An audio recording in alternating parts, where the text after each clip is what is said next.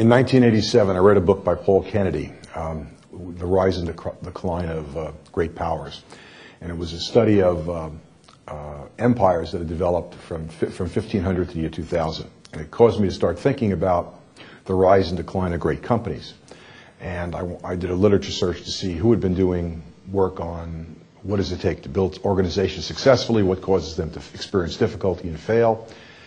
And I found there was a lot, but there really wasn't anything that was integrated and comprehensive. So I began doing a systematic research program to understand what it takes to build organizations successfully so that they have long-term competitive advantage, and what causes companies to get into difficulty and then experience perhaps even failure or bankruptcy.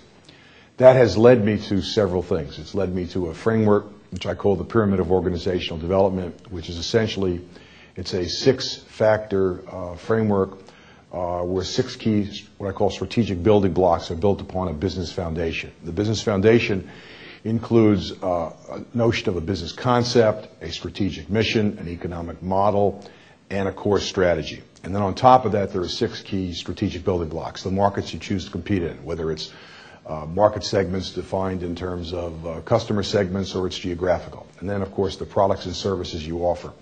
And once that's built, then it's the infrastructure, if you will, of the organization, which consists of the resources, the operational systems, the management systems, and the culture of the organization. So that's the theoretical framework, and I kind of view it as a pyramid on top of a rectangle or a house.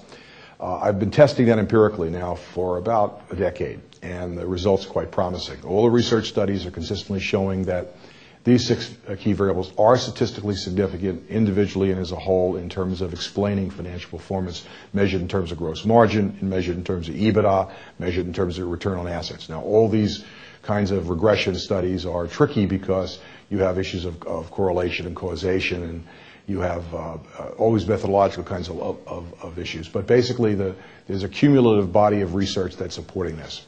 In addition to this, I've also developed a framework, a parallel framework, which identifies 7 key stages of growth, from a new venture to an organization in decline that needs revitalization.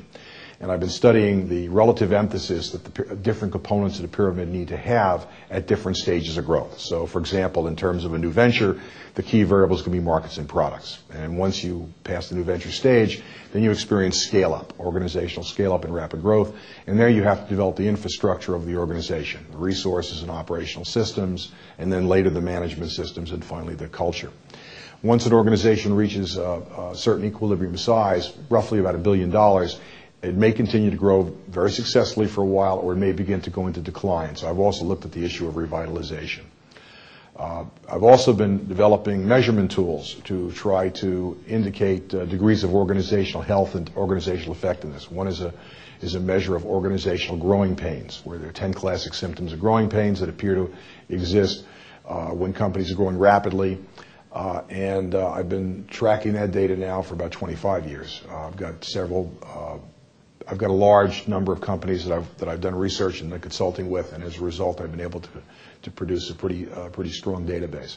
I've also been developing a method of measuring organizational effectiveness, which is the strengths and limitations of the companies in terms of the 6 key variables.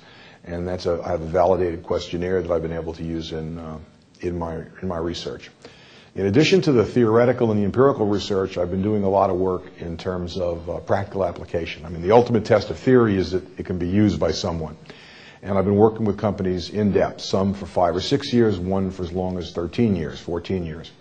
And I've watched them grow and done sort of longitudinal analysis and seen what's happened. And they have accepted the framework as a template for the way they manage their companies.